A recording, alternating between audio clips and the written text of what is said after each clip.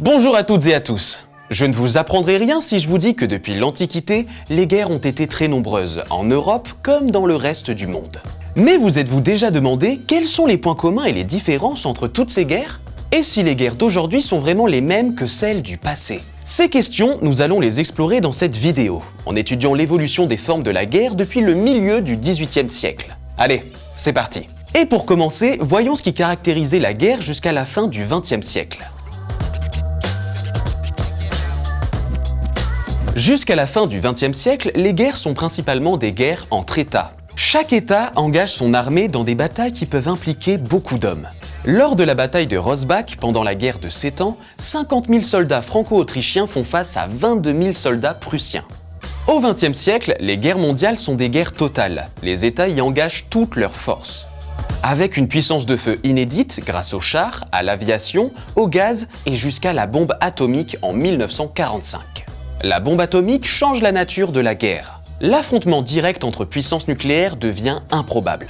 Mais dans le même temps, entre les années 1950 et 1970, les guerres de décolonisation opposent des États à des groupes armés indépendantistes. Ces derniers l'emportent notamment grâce à la pratique de la guérilla. Après la fin de la guerre froide, on observe une diminution des guerres entre États.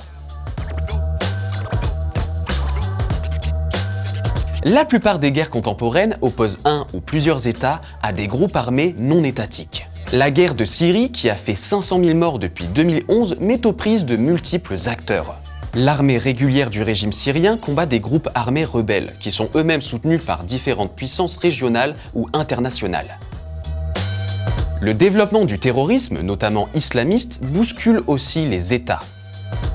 Le groupe Al-Qaïda cible les intérêts occidentaux par des attentats meurtriers, comme ceux du 11 septembre 2001 à New York.